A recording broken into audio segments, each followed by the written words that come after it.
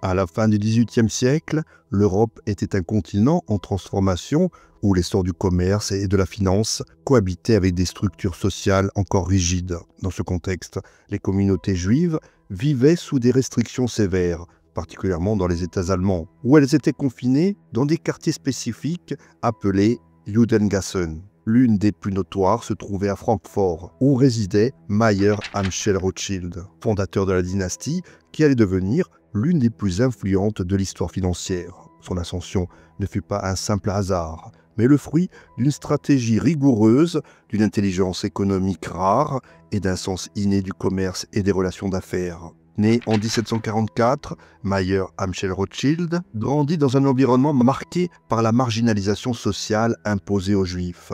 Francfort, bien qu'étant un centre commercial prospère, imposait à ses habitants juifs des restrictions strictes sur le droit de propriété, les métiers autorisés et même les horaires auxquels ils pouvaient circuler en ville. Cependant, ces limitations avaient aussi favorisé une spécialisation économique au sein de la communauté juive, notamment dans le commerce des monnaies, des métaux précieux et du prêt d'argent. Mayer Amschel, après une formation auprès d'un banquier juif à Hanovre, comprit rapidement que le commerce numismatique pouvait être une porte d'entrée vers les cercles aristocratiques allemands, toujours avides de pièces rares et précieuses. Grâce à son expertise dans l'évaluation et l'acquisition de pièces de collection, il se fit remarquer par le prince Guillaume IX de Hesse-Kassel, l'un des souverains les plus riches d'Europe, qui accumulait une immense fortune en louant des troupes mercenaires à la Grande-Bretagne. Cette relation fut décisive. En devenant un fournisseur de monnaie et de biens de luxe pour la cour de Hesse-Kassel, Mayer Amschel accéda au cœur du réseau financier princier, où circulaient d'importantes sommes d'argent. De simple marchand, il devint progressivement un intermédiaire financier, organisant des transactions et proposant des prêts. Conscient que l'avenir de sa fortune dépendait de la continuité et de l'expansion de son réseau, Mayer Amschel adopta une stratégie familiale qui allait devenir la marque de fabrique des Rothschild. Plutôt que de disperser sa richesse en la dilapidant dans un train de vie ostentatoire, il inculqua à ses fils une discipline stricte et une approche rigoureuse de la gestion financière. Il leur enseigna les principes du secret des affaires, de la prudence dans les investissements et de la nécessité d'établir des relations de confiance avec les gouvernements et les puissances de l'époque. Lorsque ses 5 fils atteignirent l'âge adulte, Mayer Amschel mit en œuvre une expansion qui allait transformer une entreprise familiale en un véritable empire bancaire. Chacun d'eux fut envoyé dans une grande capitale européenne. Amschel resta à Francfort pour gérer la maison mère, Nathan fut installé à Londres, Salomon partit à Vienne, Jacob, ou James, s'établit à Paris et Karl prit en charge les affaires à Naples. Ce modèle en réseau leur permit de couvrir l'ensemble du marché financier européen, leur donnant un avantage considérable sur leurs concurrents. Ils pouvaient ainsi transférer des fonds rapidement entre différentes places financières, contourner les restrictions nationales et adopter leur stratégie en fonction des besoins spécifiques de chaque pays. Les premiers grands succès financiers de la famille Rothschild reposèrent sur leur capacité à gérer les prêts souverains. Au début du XIXe siècle, les États européens étaient engagés dans des guerres coûteuses, notamment les guerres napoléoniennes, et avaient un besoin pressant de capitaux pour financer leurs armées. Les Rothschild se spécialisèrent dans l'émission et la gestion de ces emprunts, agissant comme intermédiaires entre les gouvernements et les investisseurs privés. Leur force résidait dans leur capacité à garantir ces prêts, à organiser la collecte des fonds et à assurer leur remboursement, ce qui rassurait les créanciers et facilitait l'accès au capital pour les souverains endettés. L'une des opérations les plus spectaculaires des Rothschild fut leur soutien à la Grande-Bretagne contre Napoléon, en contournant le blocus continental imposé par l'empereur français. Napoléon avait en effet interdit tout commerce entre le continent européen et le Royaume-Uni, et ce, afin d'affaiblir économiquement son principal ennemi.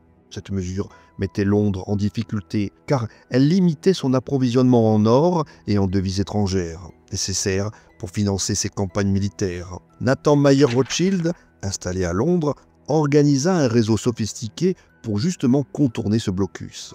Grâce à ses frères en Europe, il mit en place un système de transfert clandestin d'or et d'argent via des routes secrètes, en utilisant notamment des transactions effectuées en Hollande et en Espagne.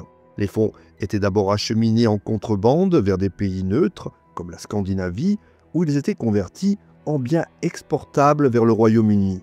Une autre technique consistait à utiliser des fausses factures et des cargaisons fictives, et ce, pour masquer les véritables flux financiers. En parallèle, Nathan Rothschild utilisait son réseau d'agents et d'informateurs pour justement obtenir des informations avant les autres acteurs du marché, ce qui lui permettait d'anticiper les fluctuations monétaires et de maximiser ses profits.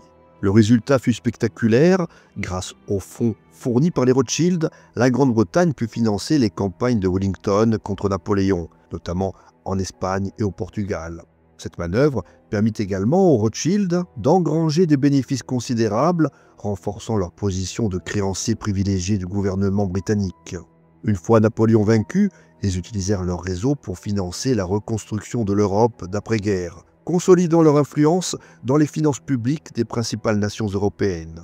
L'ascension des Rothschild ne reposait pas seulement sur leur richesse, mais aussi sur leur capacité à inspirer confiance et à établir des alliances stratégiques. Contrairement à d'autres financiers de l'époque, ils ne cherchaient pas à accumuler un pouvoir politique direct, préférant rester dans l'ombre et exercer leur influence par le biais des dettes souveraines et des investissements à long terme.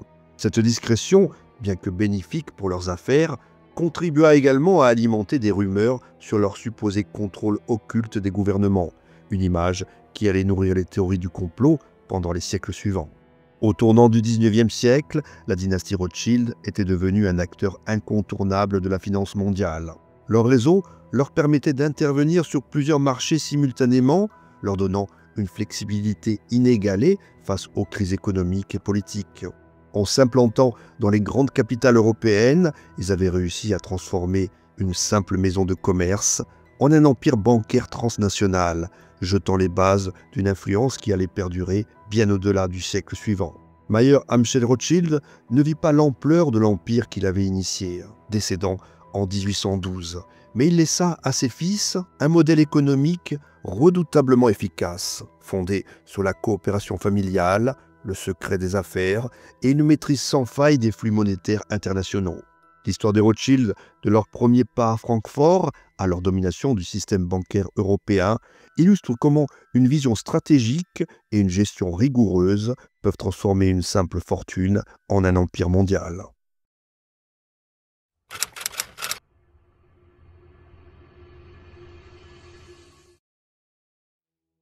Au XIXe siècle, la famille Rothschild atteint l'apogée de son influence, devenant l'un des piliers du système financier européen et mondial. À une époque marquée par l'essor du capitalisme industriel, la transformation des structures économiques et l'intensification des rivalités entre puissances, les Rothschild jouent un rôle central dans la stabilisation financière des États, le financement des infrastructures, mais aussi la diplomatie économique. En maîtrisant l'émission des emprunts d'État, en finançant les grandes innovations de la révolution industrielle et en agissant comme médiateurs entre nations rivales, ils redéfinissent les dynamiques du pouvoir économique et politique. Leur implication dans le financement du canal de Suez en 1875 illustre particulièrement la manière dont ils influencent les décisions stratégiques des gouvernements, consolidant ainsi leur position en tant qu'architectes du capitalisme moderne. L'essor des Rothschild au XIXe siècle s'inscrit dans un contexte de transformation radicale des économies européennes. Après la chute de Napoléon en 1815, l'Europe entre dans une phase de reconstruction où les États cherchent à rétablir leur stabilité financière tout en modernisant leur infrastructure. La révolution industrielle accélère la croissance économique, favorise l'urbanisation et stimule le développement des transports et de l'énergie. Dans ce cadre, les gouvernements ont un besoin crucial de capitaux pour financer ces mutations et les banques d'investissement deviennent des acteurs incontournables. C'est dans ce contexte que les Rothschild vont s'imposer comme les créanciers des rois et des gouvernements, établissant un réseau bancaire transnational qui leur permet de contrôler des flux financiers d'une ampleur inédite. L'un des principaux leviers de leur influence réside dans le contrôle des emprunts d'État. À une époque où la plupart des gouvernements européens ne disposent pas de banques centrales modernes capables de réguler la monnaie et le crédit, ils sont contraints de s'endetter sur les marchés privés pour financer leurs dépenses publiques. Les Rothschild se spécialisent donc dans l'émission et la gestion de ces emprunts, utilisant leur expertise pour garantir aux investisseurs des placements sûrs et rentables. Leur modèle repose sur plusieurs principes clés: une diversification géographique des emprunts pour limiter les risques, une gestion rigoureuse du crédit souverain et une capacité à influencer les taux d'intérêt grâce à leur maîtrise des flux monétaires internationaux. Grâce à leur présence simultanée à Londres, Paris, Vienne, Naples et Francfort, les Rothschild disposent d'un avantage décisif sur leurs concurrents. Ils sont en mesure de transférer rapidement des fonds entre différentes places financières, ce qui leur permet d'intervenir en cas de crise et de stabiliser les marchés. Cette capacité leur donne un pouvoir considérable sur les gouvernements qui dépendent de leur réseau pour financer leurs projets. Ainsi, au cours du XIXe siècle, ils organisent et supervisent des emprunts pour la France, l'Autriche, la Prusse, la Russie et plusieurs autres nations. En garantissant ces prêts et en rassurant les investisseurs, ils contribuent à la stabilité financière de l'Europe et empêchent les faillites souveraines qui pourraient entraîner des crises économiques majeures. En parallèle de leur contrôle sur les finances publiques, les Rothschild jouent un rôle déterminant dans le financement des infrastructures stratégiques de la révolution industrielle. L'un des secteurs clés où leur influence est la plus visible est celui des chemins de fer. Dès les années 1830, ils comprennent que le développement du rail sera un moteur essentiel de la croissance économique, facilitant le commerce, accélérant les échanges et intégrant davantage les économies nationales. En France, ils financent les premières grandes lignes ferroviaires, notamment le réseau du Nord, qui relie Paris au port de la Manche et aux frontières belges. En Autriche et en Allemagne, ils soutiennent l'expansion du réseau ferroviaire, participant au développement économique des empires centraux. Le financement du canal de Suez en 1875 constitue l'un des exemples les plus frappants de leur influence stratégique. À cette époque, le canal qui relie la Méditerranée à la mer Rouge et constitue une voie maritime essentielle pour le commerce international, est en grande partie contrôlé par les Français. L'Égypte, dirigée par le khedive Ismaël Pacha, possède encore une part significative des actions, mais sa situation financière est désastreuse.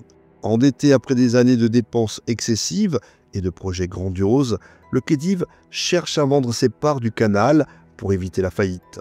Cette situation attire l'attention du gouvernement britannique qui considère le canal comme un point stratégique vital pour le maintien de son empire, notamment pour assurer la liaison avec l'Inde. Les Rothschild entrent alors en scène comme intermédiaires financiers. Le Premier ministre britannique, Benjamin Disraeli, souhaite acquérir rapidement les parts égyptiennes du canal, mais il doit agir discrètement pour éviter que d'autres puissances ne surenchérissent. Il se tourne alors vers la banque Rothschild de Londres, dirigée par Lionel de Rothschild, qui accepte de financer l'opération en avançant les fonds nécessaires. En moins de 24 heures, l'accord est conclu. Les Rothschild prêtent 4 millions de livres sterling au gouvernement britannique, permettant ainsi à Londres de prendre le contrôle du canal sans avoir à passer par un vote parlementaire.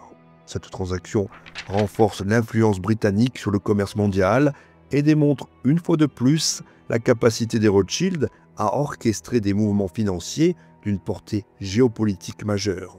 Outre leur rôle dans le financement des États et des infrastructures, les Rothschild jouent également un rôle de médiateur financier entre nations rivales. Dans une Europe marquée par des tensions récurrentes entre la France, la Grande-Bretagne, l'Autriche et la Prusse, ils servent souvent d'intermédiaires pour faciliter les négociations économiques et éviter les crises monétaires.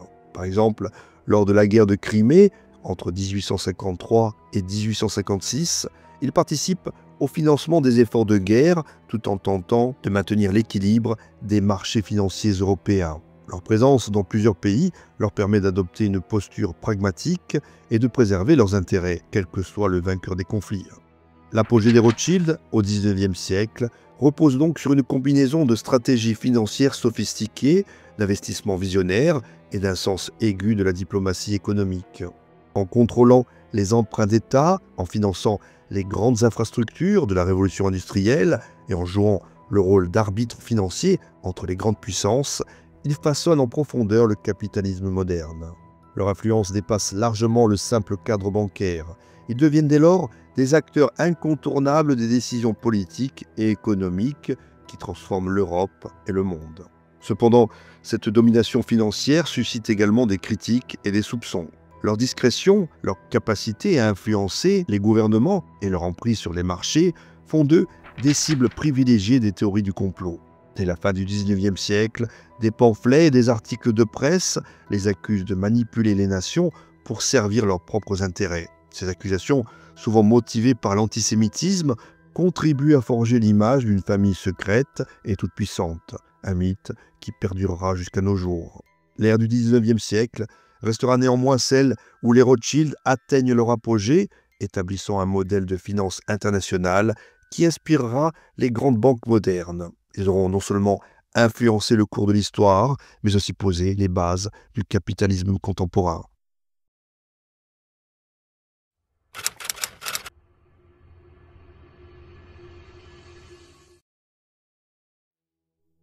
Au XIXe siècle, la famille Rothschild atteint l'apogée de son influence financière et politique en Europe. Toutefois, cette ascension fulgurante ne s'accompagne pas uniquement d'admiration et de reconnaissance. À mesure que leur pouvoir grandit, ils deviennent une cible privilégiée des critiques, des caricatures et des théories conspirationnistes qui alimentent un antisémitisme de plus en plus structuré. Parallèlement, leur politique matrimoniale stricte, visant à préserver leur immense fortune, conduit à une endogamie systématique, dont les effets biologiques et sociaux suscitent des interrogations. Dans cette période de transformation économique et idéologique, les Rothschild naviguent entre l'ombre et la lumière, influençant profondément les dynamiques financières, tout en se heurtant aux préjugés de leur époque. L'un des aspects les plus caractéristiques de la famille Rothschild est sa politique matrimoniale rigide. Dès les premières générations, la consigne donnée par Mayer Amschel Rothschild et appliquée avec une constance remarquable est claire. La fortune doit rester au sein de la famille. Dans une Europe où les fortunes bancaires sont souvent dilapidées par des alliances mal calculées et des héritages fragmentés, les Rothschild choisissent une voie différente, imposant à leurs descendants des mariages exclusivement endogames. Cette stratégie repose sur l'idée que l'unité familiale garantit la pérennité du pouvoir économique et empêche les influences extérieures de pénétrer dans le cercle restreint des décisions financières. Un exemple emblématique de cette politique est le mariage de Lionel de Rothschild et de Charlotte de Rothschild en 1836, qui illustre la fusion stratégique des branches anglaises et françaises de la famille. Lionel, futur patriarche de la branche britannique, épouse sa cousine pour renforcer les liens financiers entre les deux pôles bancaires, assurant ainsi une coopération étroite dans le contrôle des marchés et des investissements à grande échelle. Ce mariage s'inscrit dans une série de nombreuses unions similaires. Ainsi, James de Rothschild épouse sa nièce Betty en 1824, tandis que Salomon Mayer Rothschild marie sa fille à un cousin de la branche de Naples. Au fil des générations, cette politique conduit à une consanguinité accrue au sein de la famille, une situation qui, bien que courant dans les dynasties aristocratiques et financières, n'est pas sans conséquences biologiques. L'endogamie Rothschild entraîne une répétition accrue de certains traits génétiques. Plusieurs études sur les familles pratiquant des mariages consanguins ont démontré un risque accru de maladies génétiques héréditaires en raison de la concentration de gènes récessifs délétères. Bien que les Rothschild aient globalement échappé aux formes les plus graves de dégénérescence observées dans certaines lignées royales européennes, des cas de troubles métaboliques et cardiovasculaires plus fréquents ont été relevés au sein de la famille. Par exemple, des troubles hématologiques ont été rapportés chez certains descendants, bien que la discrétion traditionnelle des Rothschild empêche une documentation exhaustive de ces phénomènes. Ce choix matrimonial, bien qu'efficace pour la consolidation du patrimoine, suscite également des critiques au sein même des élites européennes, certains y voyant un signe d'isolement excessif et de repli sur soi. Parallèlement à leur ascension financière, les Rothschild deviennent une cible privilégiée de l'antisémitisme européen, qui prend une forme de plus en plus organisée au XIXe siècle.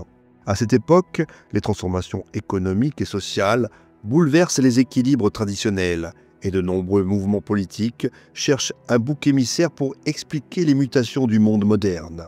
L'industrialisation, l'urbanisation, mais aussi la montée du capitalisme suscitent des tensions, notamment en France et en Allemagne, où des courants nationalistes et réactionnaires dénoncent l'influence supposée des financiers juifs sur les gouvernements et l'économie. Les Rothschild, en raison de leur richesse et de leur discrétion, deviennent le symbole parfait du complot juif, tel qu'il est fantasmé par de nombreux auteurs de l'époque. La presse antisémite multiplie les attaques contre eux, les représentant comme des banquiers sans scrupules, contrôlant les nations depuis l'ombre. Dans les années 1840, des pamphlets d'Henri Gougenot alimentent l'idée que la famille Rothschild tire les ficelles de l'économie mondiale, orchestrant les révolutions et les guerres à leur profit.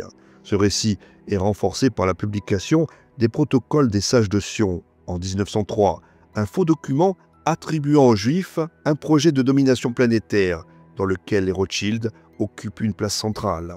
Dans la littérature et la caricature politique, l'image des Rothschild est souvent déformée pour correspondre aux stéréotypes antisémites de l'époque. Les journaux nationalistes et conservateurs les décrivent comme des figures sinistres, manipulant les souverains et exploitant les populations. Les caricatures de l'époque les représentent fréquemment avec des traits exagérés, nez crochu, doigts agrippant des sacs d'or, posture dominatrice sur des cartes du monde. Cette iconographie, héritée des préjugés médiévaux contre les Juifs, s'inscrit dans une dynamique plus large de rejet et de stigmatisation des élites financières juives. Face à cette montée de l'antisémitisme, les Rothschild ne restent pas inactifs et jouent un rôle majeur dans l'émancipation des Juifs en Europe. Conscients des discriminations qui pèsent sur leur communauté, ils utilisent leur fortune et leur influence pour financer des mouvements libéraux et soutenir des initiatives visant à accorder aux Juifs des droits civiques égaux à ceux des chrétiens. En France, James de Rothschild soutient activement les efforts en faveur de l'émancipation des Juifs sous la monarchie de Juillet, plaidant pour l'abolition des restrictions légales qui limitent l'accès des Juifs aux postes administratifs et aux professions libérales. En Angleterre, Lionel de Rothschild est élu au Parlement en 1847, mais se voit refuser son siège en raison de la nécessité de prêter serment sur la Bible chrétienne. Il mène alors une campagne de plusieurs décennies pour modifier la loi. Et en 1858, après une longue bataille politique, il devient le premier député juif à siéger officiellement à la Chambre des communes. Les Rothschild financent également des écoles, des hôpitaux et des œuvres caritatives destinées à améliorer les conditions de vie des Juifs en Europe. En Autriche et en Allemagne, ils soutiennent la création de fondations éducatives visant à faciliter l'intégration des Juifs dans la société moderne. Leur engagement pour l'émancipation juive n'est pas seulement une question de philanthropie, il s'agit aussi d'une manière stratégique de sécuriser leur propre position au sein des élites européennes, en favorisant un climat de tolérance et de reconnaissance des talents juifs dans les affaires et la politique.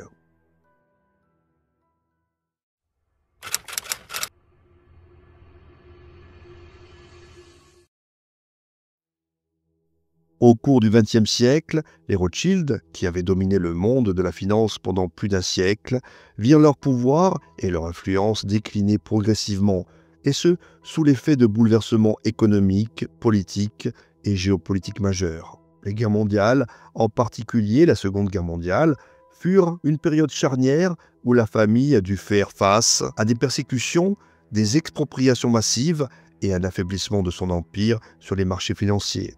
L'après-guerre marqua un tournant décisif avec l'essor des banques multinationales et le renforcement du rôle des États dans l'économie, réduisant la domination des banques privées comme celle des Rothschild.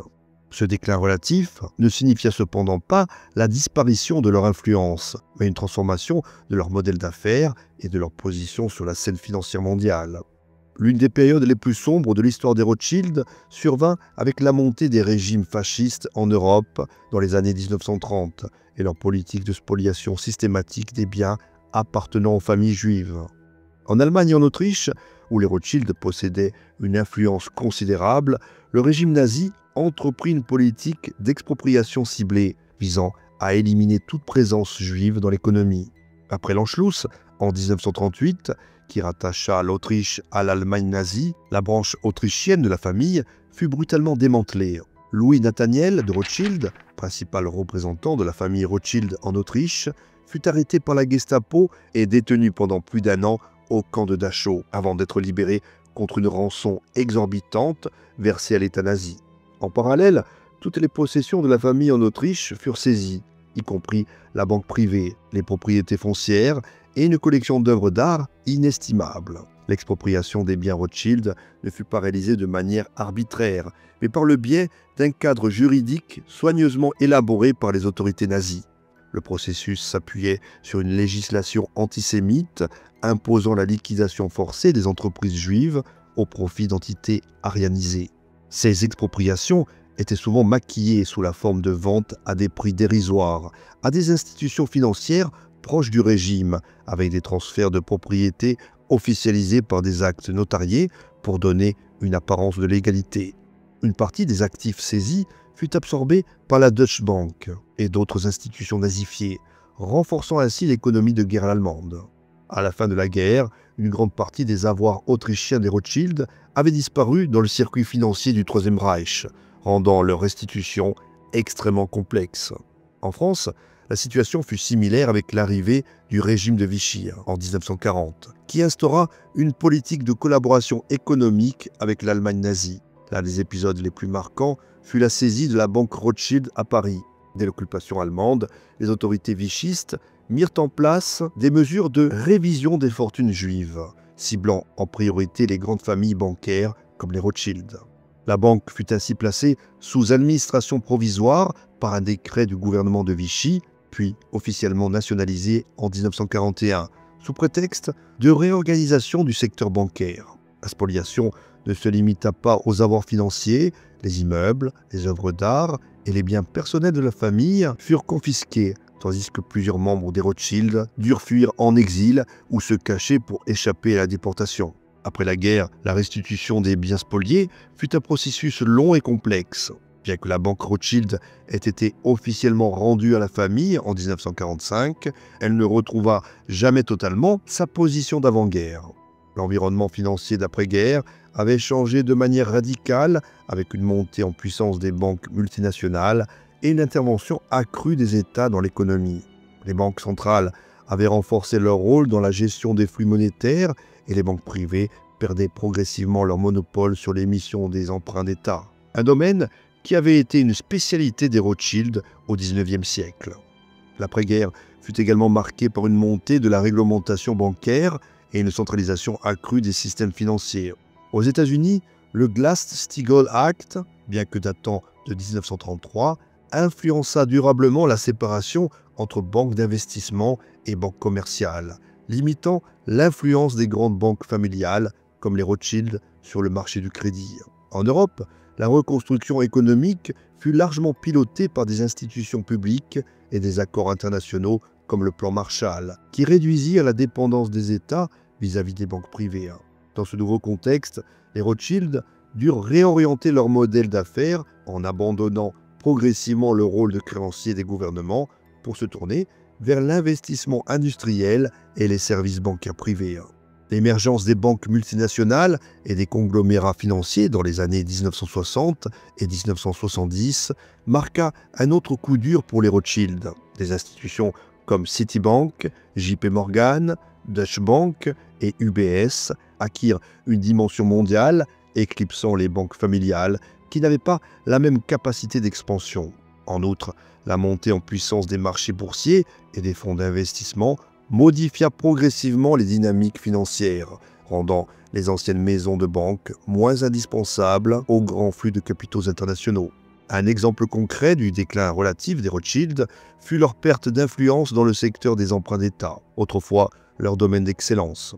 Alors qu'au XIXe siècle, ils contrôlaient la majeure partie des obligations souveraines émises en Europe, ce marché devint progressivement dominé par les institutions publiques et les banques multinationales. En France, par exemple, la création de la Caisse des dépôts et consignations et l'essor des grandes banques nationales comme BNP Paribas et Société Générale limitèrent considérablement le rôle des banques privées dans la gestion des finances publiques. Malgré ces pertes d'influence, les Rothschild ne disparurent pas du paysage financier. Ils entreprirent des reconversions stratégiques en diversifiant leurs activités vers la gestion de fortune, le conseil en fusion-acquisition et l'investissement dans des secteurs à forte valeur ajoutée comme le vin, l'immobilier et l'énergie. La banque Rothschild et compagnie, relancée en France par David de Rothschild en 1982, après avoir été nationalisée par le gouvernement socialiste de François Mitterrand, incarne cette adaptation à un monde financier en mutation. De même, en Grande-Bretagne, la banque NM Rothschild & Sons continua d'opérer avec succès dans le conseil financier, notamment en jouant un rôle clé dans la privatisation des entreprises publiques sous Margaret Thatcher. Ainsi, le déclin de la domination des Rothschild au XXe siècle ne signifie pas leur disparition, mais une redéfinition de leur position dans l'économie mondiale. Alors qu'ils étaient autrefois les maîtres incontestés des finances publiques européennes, ils sont devenus des acteurs spécialisés dans des segments plus restreints du marché financier. Leur nom reste associé à un certain prestige et à une influence discrète, mais leur ère de suprématie absolue appartient désormais à l'histoire. Au final, la fin d'un modèle qui avait façonné l'économie mondiale pendant plus de 100 ans.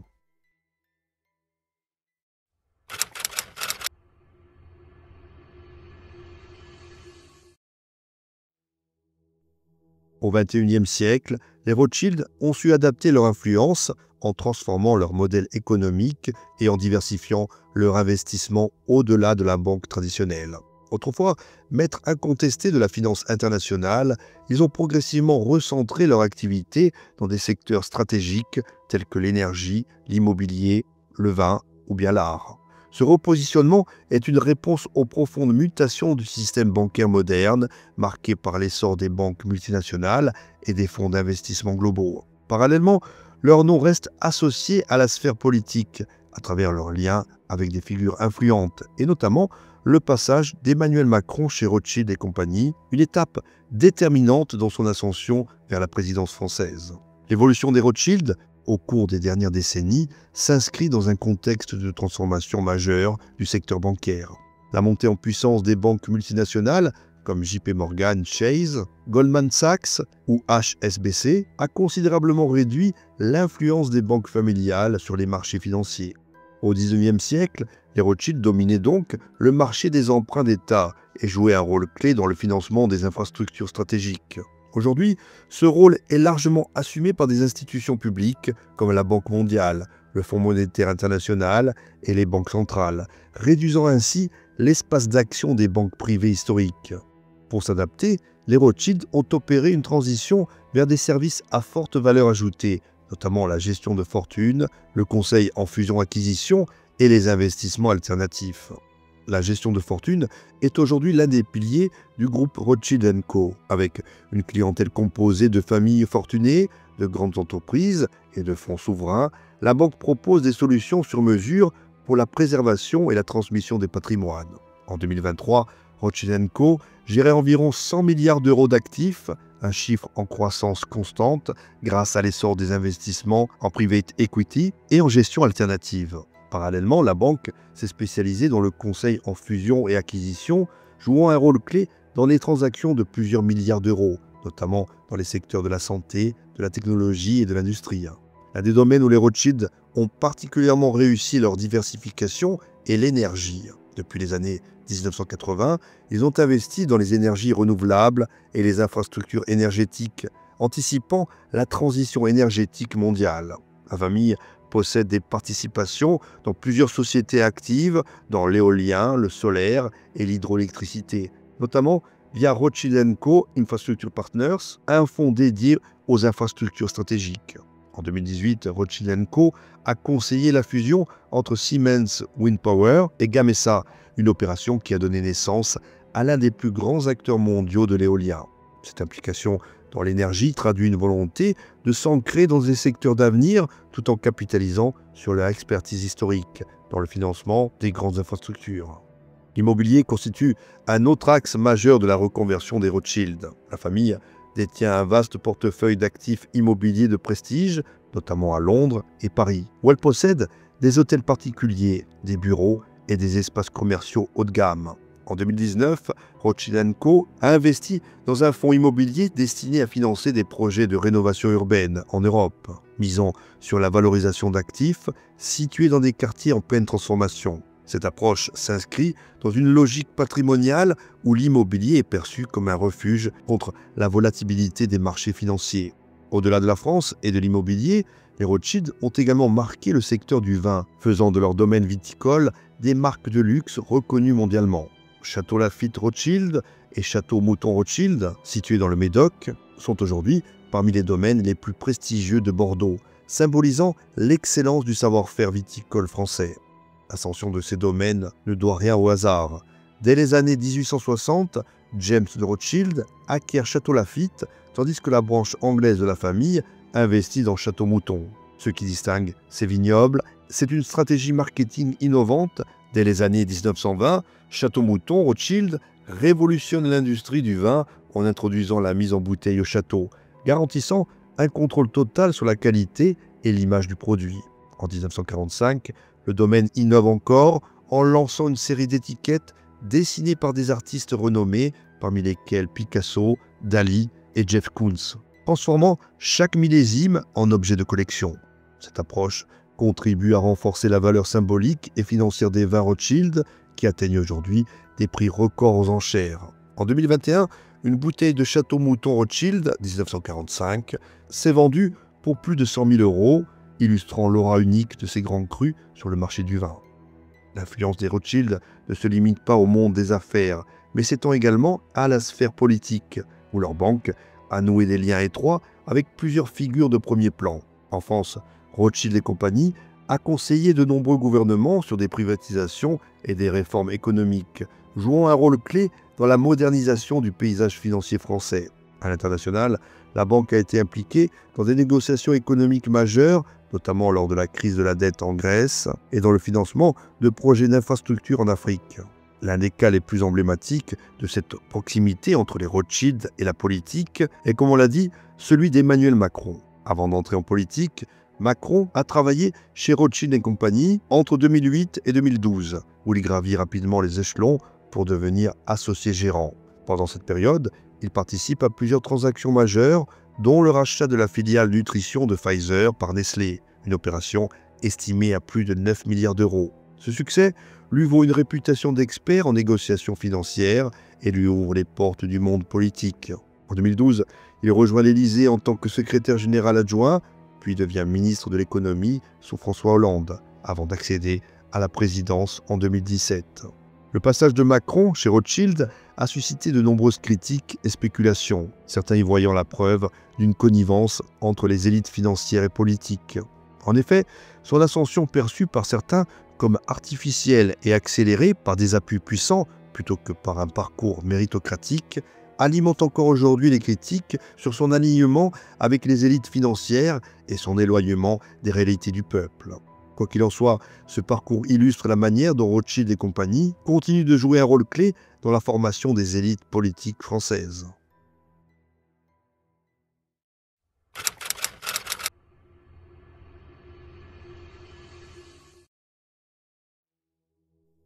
Depuis plus de 2 siècles, la famille Rothschild est au centre de nombreuses théories du complot qui leur attribuent un pouvoir occulte et une influence illimitée sur les affaires mondiales. Ces accusations, bien que dénuées de fondement, ont persisté et évolué avec le temps, s'adaptant au contexte politique et économique de chaque époque. Dès le XIXe siècle, leur succès fulgurant dans la finance a suscité la méfiance et la jalousie, alimentant des récits fantasmés sur leur contrôle des banques centrales et leur rôle supposé dans les guerres et crises économiques.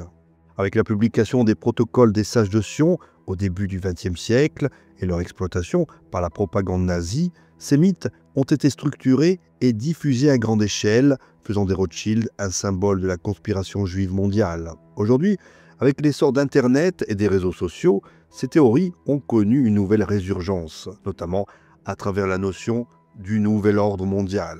Pourtant, une analyse rigoureuse de leur véritable rôle dans la finance mondiale révèle une influence bien moindre que celle que leur prêtent leurs détracteurs, surtout face aux nouvelles dynasties financières comme les Rockefeller, Morgan ou Goldman. L'affaire du rachat du canal de Suez en 1875, souvent citée comme une preuve de leur manipulation des États, illustre comment un événement économique classique peut être transformé en récit conspirationniste sans fondement.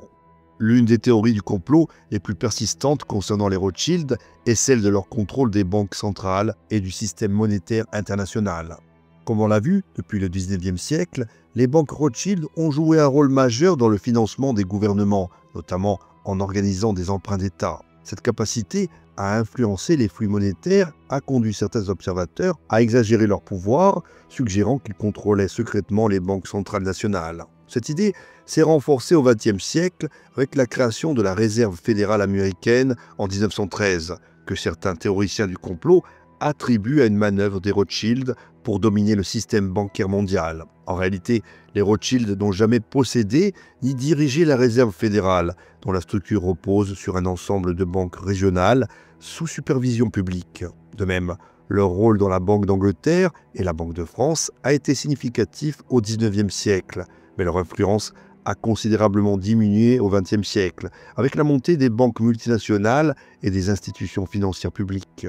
Une autre accusation récurrente est celle de leur implication supposée dans les guerres et les crises financières. Selon certaines théories, les Rothschild auraient financé tous les camps des grands conflits mondiaux afin d'en tirer profit. Cette idée repose en partie sur un fait historique réel. Au XIXe siècle, la famille a effectivement financé plusieurs nations européennes, notamment lors des guerres napoléoniennes et des conflits entre la France et la Prusse.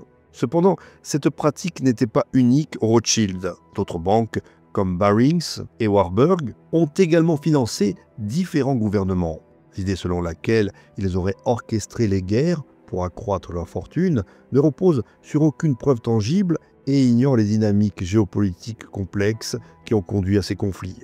De même, les Rothschild sont parfois accusés d'avoir provoqué des crises financières pour acheter des actifs à bas prix. L'exemple le plus souvent cité est la panique boursière qui aurait suivi la bataille de Waterloo en 1815, où Nathan Rothschild aurait spéculé sur les obligations britanniques après avoir appris la victoire de Wellington avant le reste du marché. Or, les archives financières ne montrent aucun mouvement anormal de la part des Rothschild à cette période, et cette histoire relève davantage du mythe que de la réalité.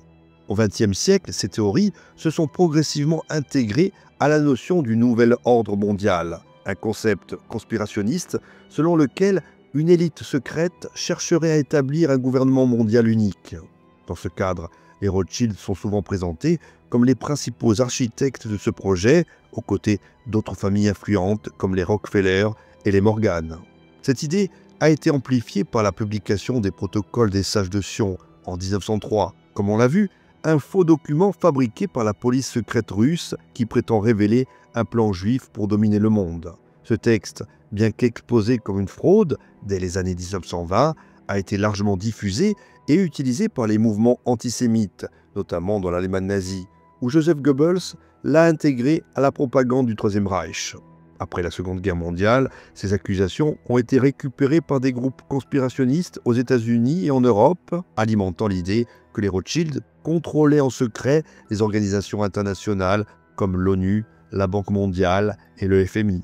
Avec l'essor d'Internet, ces théories ont connu une nouvelle diffusion, notamment à travers les forums conspirationnistes et les réseaux sociaux. Des mouvements comme QAnon aux États-Unis ont repris ces récits en les intégrant à d'autres théories plus larges sur le pouvoir occulte des élites mondiales. Les Rothschild sont ainsi régulièrement mentionnés dans des vidéos et articles affirmant qu'ils contrôlent les banques centrales, influencent les élections et manipulent les marchés financiers à leur avantage. Cette diffusion virale repose sur une simplification extrême des réalités économiques, mais aussi sur une méconnaissance des dynamiques financières contemporaines. En comparant les Rothschild à d'autres dynasties financières, on constate que leur influence réelle a considérablement diminué au cours du XXe siècle. Contrairement aux Rockefeller, qui ont bâti un empire industriel avec Standard Oil, ou aux Morgan, qui ont joué un rôle clé dans la formation du Wall Street moderne, les Rothschild ont perdu leur position dominante dans la finance globale. Aujourd'hui, leur banque est loin de rivaliser avec les grandes institutions comme Goldman Sachs ou JP Morgan Chase, qui contrôlent des actifs bien supérieurs. Cette évolution montre que l'image d'une famille contrôlant l'économie mondiale repose davantage sur un héritage historique et un imaginaire collectif que sur des faits économiques actuels. Loin de contrôler secrètement les banques et les gouvernements, ils sont désormais un acteur, parmi d'autres, dans un paysage financier dominé par des institutions publiques et des multinationales. Voilà, si cette vidéo vous a plu et que vous souhaitez soutenir la chaîne, n'hésitez pas à faire un don sur Tipeee ou à utiliser le bouton merci de YouTube. Dans tous les cas, merci pour votre soutien et à très bientôt pour une nouvelle plongée dans l'histoire.